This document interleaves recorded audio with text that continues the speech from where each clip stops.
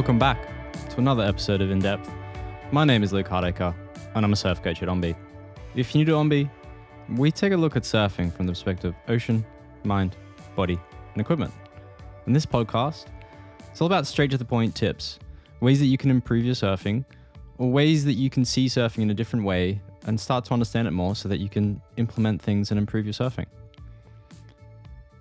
This week, I want to talk about how to surf bigger waves, managing fear, and this whole relationship around your comfort zone and surfing bigger waves. Before we get into this week's episode, which is the main focus of this week, just putting out a reminder that we launched the community.ombi.co platform just the other week. This is incorporating all of our training, all of our free programs, paid premium programs, our monthly challenges, and the community into one place. It's trying to facilitate both the training and the community in one place so that you can meet other surfers, talk about the training, connect with other people, just making it easier. And then also when we have our events, our online Zoom calls, our surf coaching, that everything's in one place. That's the main reason for it, is trying to make things simpler. So if you haven't already, head over to community.ombi.co. It is a new platform. We haven't been able to make accounts for people because of that and security. I don't want to be accessing people's passwords and creating accounts for them, but that's there. It's really exciting. There'll be a lot more coming from Ombi over the next couple of weeks because I will be back in the office joining the group. So we'll be pumping out a lot of new things, a lot of exciting things, but I won't give anything away just yet. So if you are new, you can jump into the community platform as well. It's completely free. And if you're an existing member of Ombi, you can jump straight in. And if you don't have all your programs, everything that should be there, just contact us at info@ombi.co and we'll sort it out. But anyways, let's get into this week's episode, which is all about how to surf bigger waves, managing fear, building that confidence, and getting out of your comfort zone. So like always, well, not always, most of the time, I'm going to start this with a question. Are you holding yourself back on the surf? Do you sometimes find yourself pulling back on bigger waves or turns? Do you surf bigger waves, or do you just kind of look at it and think, nah, I'm going to leave that for the other surfers, it's not for me? Or do you sometimes paddle out and you sit really wide on the shoulder, waiting for a wave that looks easier, but you're not taking action? These are things I kind of want you to think about. Think about what's your relationship to bigger waves and how do you respond? Or are you currently stuck feeling like you've lost all confidence and ability as a surfer? And maybe this has come from an experience in bigger waves. Maybe you got caught on the inside, on the impact zone, and you've been held under a couple times and it's kind of knocked you around. As a surfer, there are lessons we can learn from our fears and our comfort zone that we can use to bring back the fun, get you back in the ocean, and exploring more conditions, including bigger surf. So this week, I'm going to dive into managing fear, teaching you a couple quick methods and advice for how you can recenter yourself and change that feeling from no to maybe. And this is going to help you regardless of where your surfing's at, what you're surfing, what board you're riding, what skill level you are. This is across the board for everyone. Before we get into all the tips, the tricks, the methods, we need to talk about your relationship with big waves and what big waves mean to you. What is big to me may not be big to you. And what is big to you may not be big to me, if that makes sense. It's about perception. And that I go through this with my partner all the time. And when we go to the beach, she'll be like, oh, it's massive. And I'm like, oh, no, it's only like shoulder height. She's like, no, it's head high. It's this. It is 100% about how you perceive what is big. What is big for you? What is in your comfort zone? What are you familiar with? And also, what are you surfing? So you may be in somewhere where, coming from Australia, I had a perception of what was big for a very long time. And that was based around cyclone swells that maybe every now and then it will get up to 6 feet. There weren't many places that I would see ever going above that. When I moved to England, we get the occasional winter storm where surf can be like 10 to 15 feet swell. and it looks like a complete washing machine. So it's also situational, where you live, what you see, what you think is big. You know, there is obviously big waves. You've got Nazare, everything else, but it comes back to what is big for you. And no matter what anyone else says, it doesn't matter. It's what's big for you. And there's more to this. It's not just what size is it? Is that big for you? It also comes down to how is it breaking? And this can be where surf that's maybe shoulder high and head high for you may look fun and it may look big for someone else.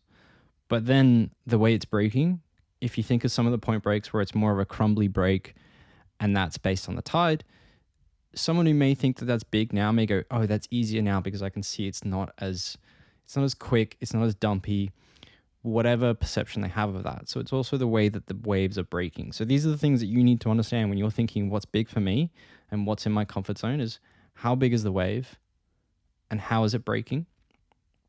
Is that a slow, gentle break that I can deal with? Or is that really quick and that's making me stressed?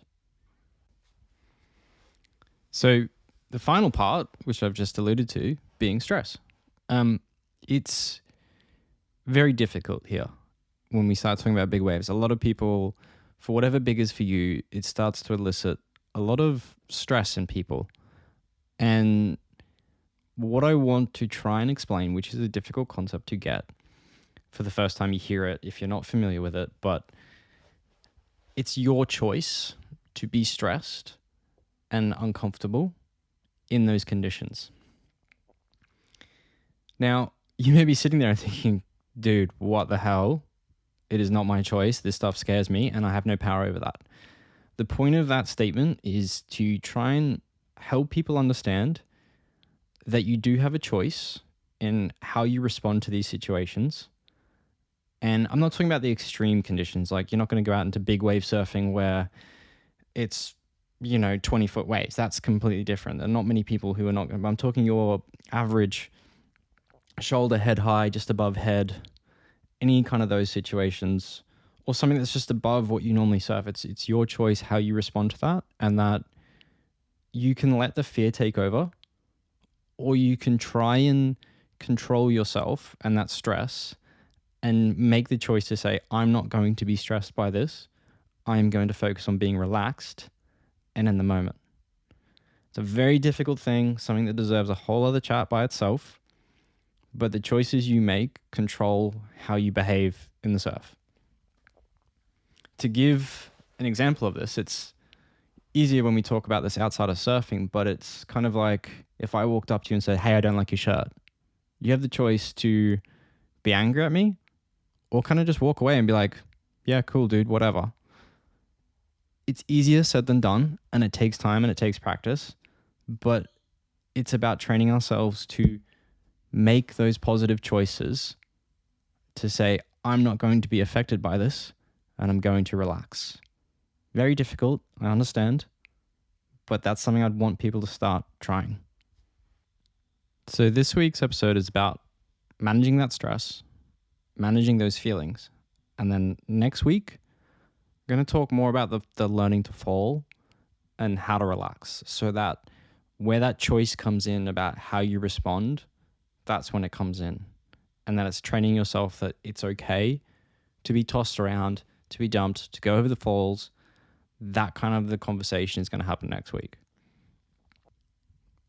So the first bit of advice I want to give people about surfing bigger waves and overcoming that fear is by asking yourself, maybe. And too many surfers are stuck in the world of, I can't. And if you want to translate that is, I probably could, but I'm too scared to try. And this tip is meant to change the way you think about these situations, build more confidence, prevent panic, and improve your ocean awareness. If you change the no to a maybe, you change your entire outlook as a surfer. It's no longer a question of what the wave will do, it's what you will do. This is a very subtle way to pull you out of your comfort zone that's holding you back. Most surfers don't realize their own ability until they start actually trying things. Just think about that last statement for a little while. Most surfers don't know their own ability till they start trying things. A lot of surfers are stuck thinking about that they're moving, that they're doing something, but when they watch themselves back on video, they realize they're not. And they're not doing much. And that it's when you actually try or when you exaggerate some of these movements or just have a go, you start to realize what you're capable of. And it's that failing forwards, it's having a go, trying things out and realizing that you are a better surfer than what you are. And a lot of surfers I know have imposter syndrome where they're like, oh, I'm just a beginner. I don't know what I'm doing. I can't go out into a crowd of 40, 50 people. But then I look at them and I'm like, you're better than 50, 60% of these people. So it's having a go and realizing what you're capable of is so important. So please do it. Don't shoot yourself down. There's being a realist, and then there's kind of dragging yourself around saying that you're worse than what you are. So for a lot of surfers, they don't know their own ability, and it's kind of painful. But then there is also the flip side of that, where you've got surfers who are full of ego and think they're better than what they are.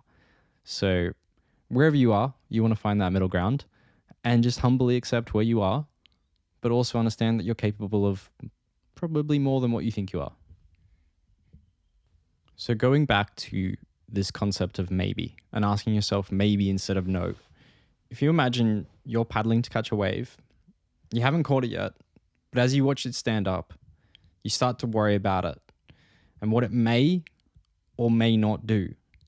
Your fears are taking over and you start feeling like you better let this wave go. Or maybe this happens as you go to take off. It's a pretty natural reaction, so don't stress about it. The point being is you're silently saying no inside of your head, except you're most likely screaming it and end up paddling out of the way or doing something where you put yourself in a worse position in the surf. Overcoming fear becomes impossible if you always doubt yourself and say no before you've even tried. By thinking maybe I'll get the best wave, or maybe I'll make the drop, maybe this will be really fun, I could get a lot of speed here, maybe this will be really good, you change the whole energy in the surf. It's not about failure, stress, or fear. It's about trying and possibly surprising yourself. This shift also impacts your body, causing you to relax and remove tension. The next step is to shift from maybe to excitement. And quickly, before I get on to the next part, I'm going to go on a bit of a tangent here and bring up something that I brought up in a previous episode, which was all about Dippy, which is a response mechanism built into us humans where it stands for danger, importance, pleasurable, and interesting. And that system is how we regard information and its priority to how we respond. If something's dangerous, we will respond to it. If you're enjoying something and it's pleasurable, but something new and dangerous comes in, you'll be snapped out of that experience. If something's important, it places itself above pleasure. And if something's just interesting, it's not as important as having that fun, feeling that pleasurable experience. So when we put this into bigger waves, I want you to think about Dippy. I want you to think, what is the danger I am responding to that's preventing me from a pleasurable act, from doing something that's fun? You need to turn what's dangerous into fun or interesting. So you need to control that response. You need to calm yourself down and go, this isn't as dangerous as I originally thought it was, and I'm okay. That's what maybe does. Maybe goes, maybe that's dangerous, but maybe it's really fun, and it's shifting from danger to pleasure. So this podcast already has been a lot of talking. Let's talk about how we actually implement this in the surf. So the next time you find yourself being held back, I want you to ask yourself a series of questions. One or all of these, it doesn't matter. Just what works for you. And these questions are, maybe this could be really fun. Maybe I could get a heap of speed here. This could be an insane drop. Maybe I'll get the best wave and show up my friends. Maybe I'll feel something new. Maybe I'll try something new. Maybe I'll be putting myself in the right position. Or maybe I'll fall, and that's okay. It doesn't matter. It's just about changing the way that you shift that conversation. And it's shifting from possibilities and allowing yourself to be surprised by what you can do when you try. And it's not about success. It's just about having a go. Success is not guaranteed. Failure is going to happen. And it's just your response to it. That if you sit there and go, maybe this could be really good, you're not setting up the expectation that it's going to be. You're just saying, it could be. It could be good. It could be bad. And if it's bad, that's okay. But if it's good, then I've shown myself something new. And I've changed the way I see these things. So I want to give you an example. And that's taking off on big waves. So as you're paddling in, ask yourself, maybe this will be the biggest drop, and you get so much speed going down it. That sounds fun. Let's go. Take a breath, forget your fears, and if you succeed, amazing. If you go over the falls, relax. Don't panic, and wait for that point where the waves let you go. Don't fight the ocean, and go with the flow. I'm going to talk about that experience next week in more detail, but just relax. You've not said, I'm going to go over the falls. If you did that, you'd be tense, and the experience of being thrown around will always be negative. If you try something and it succeeds, it feels great. If you fail, you had no expectations other than to try, and you can relax in the process. If you take this all as a learning experience, these maybes are going to rapidly help you progress and overcome your fears. You're not pushing the boundaries where you're going from I only surf waist high to now I'm going to surf 1.5 times overhead. You're just incrementally trying them out in slightly bigger surf than what you're used to or what you're currently used to, and changing that conversation, finding more comfort in different situations. This is about getting out of your comfort zone and expanding it into a newer one. So then the next step is, how do we release tension? And what is this? And tension, if you've listened to this podcast, if you've followed OnBe, you know it's probably the biggest thing we talk about, because the biggest thing holding you back in your surfing is you, your fears, and the tension in your body. Because you're limiting the way that you move, and you're preventing action by saying, I'm too afraid to do that, or I don't want to do it. So if you're out in the lineup and you notice you're holding yourself back, take the time to center yourself. Take a breath, make a funny noise, whistle, anything to relax. Tension is the enemy of good style and technique, and it's very common, but very easy to get rid of. Most surfers are unaware of the tension they carry into the surf or when they're riding waves. But if you watch a clip of your surfing or watch another surfer and think they're moving really awkward or wild, there's one part technique, but there's probably a lot of tension in their surfing. And that's what's stopping them from moving really bad. The other part is knowledge, awareness. But the biggest enemy for most people is they don't move well because they're stiff and holding tension. By removing that tension, you'll allow yourself to react and perform better in the surf. So this next part is about giving you an example, but it's so important that you find what's good for you. If you listen to this podcast, everything I want to push to people is finding what works for you, because that's the most important part. It's the trigger word that suits you, that causes you to create action and get out of a bad pattern. It's finding the method that allows you to relax. So some of these I use and some of them I don't. Personally, I whistle. I whistle a lot out in the surf, and sometimes that's to entertain myself because I'm bored and I'm just waiting for waves to come in. Or sometimes I'm out there just going, kind of like puffing my cheeks out with air and blowing through. I'm not going to make the noise because it's probably not fun on a podcast to listen to, but I will build up air into my cheeks and puff it out, and my lips will kind of move up and down as this air is passing, and it's just a long exhale for me. And I do that a lot, and if you ever surf with me, you'll probably just see me doing it, and it's just a conscious habit I've put myself into, to be always working on releasing tension subconsciously, so that I'm always trying to avoid it, so that when I'm surfing, I'm relaxed. If I'm not doing anything, just relax. If I'm in bigger waves, I just need to constantly relax. If I'm in small waves, just relax, have fun. That's the point of it all. So I'm going to go into a couple examples other than what I do of how you can try and find some relaxation and remove that tension in your surfing. So one of the methods I really recommend is box breathing. What you'll notice with most of these methods is they're a form of breathing. They're a way of controlling your heart rate, calming yourself, and slowing things down. And box breathing is amazing for doing this. If you know of box breathing, fantastic. Go out and implement it. If you're not, I'm going to break it down. It's very simple.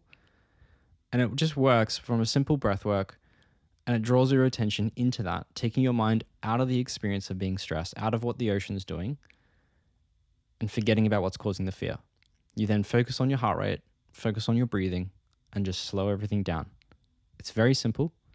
It's a 4-second inhale with a 4-second pause, followed by a 4-second exhale and another 4-second pause. It's called box breathing because it's 4 breaths. Well, it's 2 breaths and 2 pauses, creating 4 sides of a box, all equal sides. So 4 seconds in, 4-second pause, 4 seconds out, 4 seconds pause. Repeat. You keep doing that for as many cycles as you need until you can get back in and relax. You can do that out the back or on the shore. You can come in, gather yourself, go back out, or you can do when you're out there. But there's also other ways. And one of the ways that Clay loves to release tension is making fart noises. Just blowing air through your lips, doing something funny. It lightens up the whole mood. And it's an amazing thing. So whatever will get you laughing, or with you and your friends, do it. It's one of the best ways to relax. And secretly, what it's doing is getting you to do a long exhale. Other methods don't involve breathing. Can be just be talking to someone in the surf. Make up a game to occupy time in between waves. Sometimes I'll use the top of my board as kind of like a drum with a little layer of water and just kind of open palm, splash in the water and just kind of make a beat. There's all these different ways to just occupy yourself. The worst thing you can do is sit in the surf and let that fear compound. To put that into a situation, you're sitting out there and you're going, I'm scared, I'm scared, I'm scared, I'm scared. And the more you think about that, the louder that voice becomes in your head. If you take the power away from that and move into, I'm okay, I'm relaxing, this is fine, or just distracting yourself, it doesn't become so controlling. You're taking the power away from that fear. The next method I want to go through is the pre-surf setup. And this one's so simple, and it just takes a couple minutes to observe the surf and set an intention, a primary goal. Make a plan to work on one thing and focus on that. Forget the rest and find a way to come out with a win and build confidence in conditions that may bother you. Where are the surfers? Where are the waves breaking? How big are they? Where do you want to paddle out? What things can you work on in today's surf? What will be a small win? That is what I want you to ask yourself. If you think you're going to go out in conditions that may test you mentally and you're going to be tense and frustrated, start in the right mental place. Set the intention, relax, find a win. If you go, oh, hey, I'm not comfortable out there, paddling out and just sitting out the back may be a win. Getting one wave, just making the drop, getting a bottom turn, relaxing as you fall. All of these things are little wins that you can work on and be like, that's building my confidence in these waves that I'm not comfortable in. So start in the right place. If you do that and you focus on being in the right place, focusing on the right things, trying to arm yourself with information so that you know what your game plan is for that surf in conditions you're not comfortable with, anything after that small win is a bonus. And if you build upon that every time, you're going to progress as a surfer in those conditions. The main one that I implement when I'm in bigger surf, the thing that holds most surfers back is that compounding fear, sitting out there and doing nothing. And if I ever have one advice for people, if it's crowds, if it's size, it's keep busy. You sit still, you do nothing, you get cold, whatever happens, things get worse, they don't get better. The idea is that you keep going and catch waves and do something. Be moving, be in motion. Doesn't matter what you're doing, just keep doing something to take your mind away from that. So when I surf with friends, or if I'm coaching people, and I can see they're getting lost in their own heads, maybe they're scared. The biggest problem is always that they're not staying busy. Just sitting there with the fear getting worse each minute. Worrying about what the waves are doing, what everyone else is, what they're doing, what boards they're on and on. Doubt and panic are going to set in pretty quick when you aren't busy. Go get a wave. Any wave, just do something. Go get a hit, have a bad wipeout, and realize it can't get any worse than that. It's only going to go up. Go to the inside and get a few waves to get in rhythm, and then paddle back out. It doesn't matter. Catch whitewash. It really doesn't matter. Just find something to be like, I'm moving, I'm progressing, I'm not going backwards. It doesn't have to be the best wave.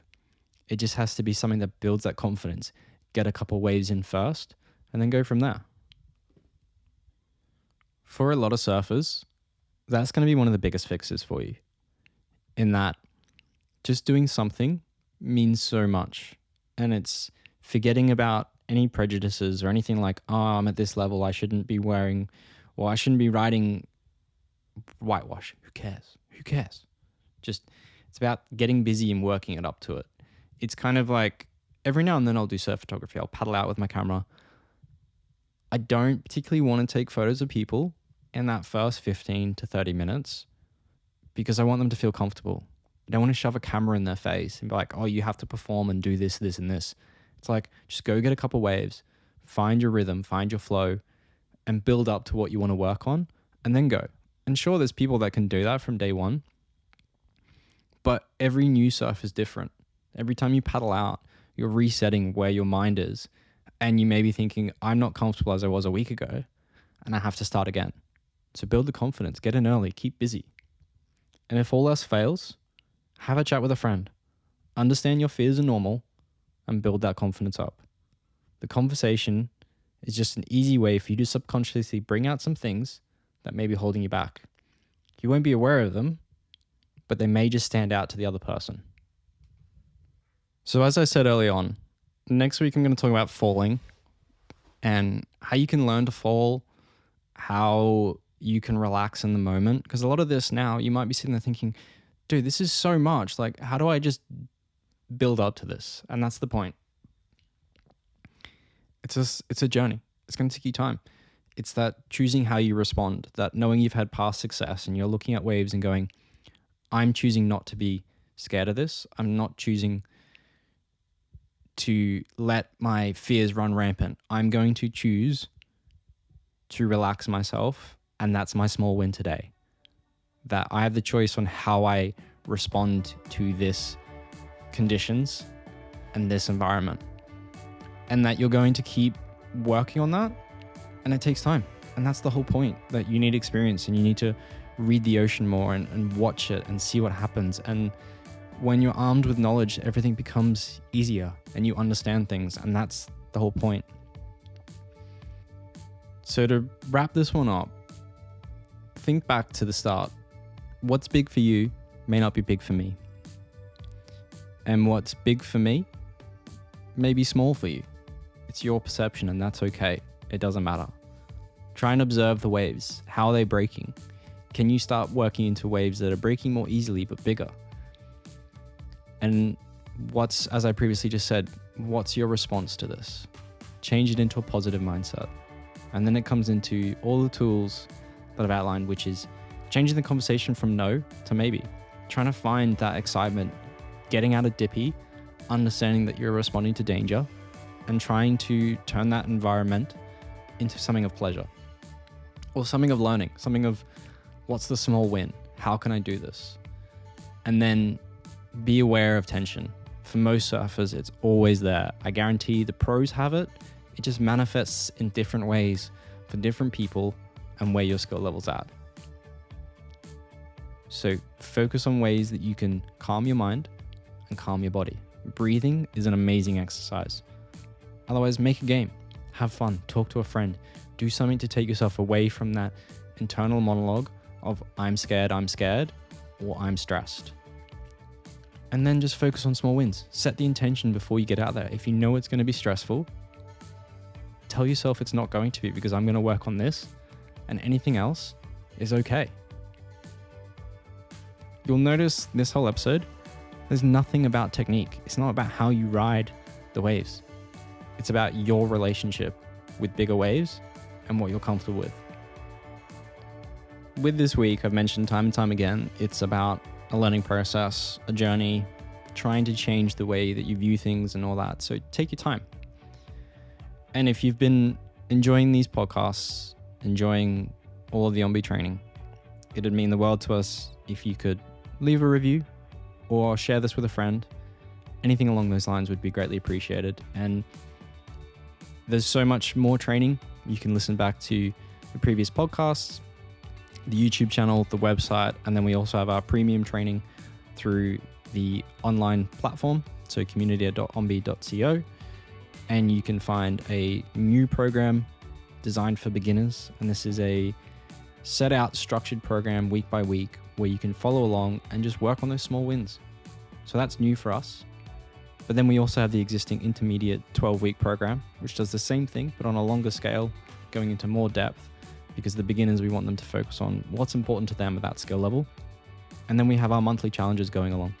We have our subscription going where you can jump in with a team, get coaching back from us, work on something new every single month.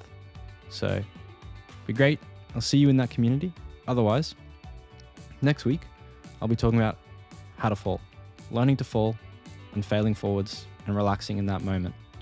So until then, I'll see you next time.